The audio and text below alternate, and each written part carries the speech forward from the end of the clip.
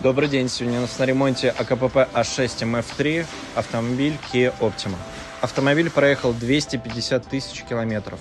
Владелец жаловался на сильные удары при переключении передач.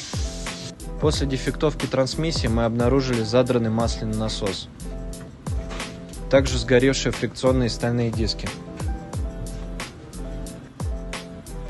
А после разреза гидротрансформатора мы обнаружили сгоревшую фрикционную накладку. Цена ремонта вместе с запчастями составила 201 тысячу рублей с годом гарантии без ограничений по пробегу. С полным ремонтом данной трансмиссии вы можете ознакомиться в нашем телеграм-канале.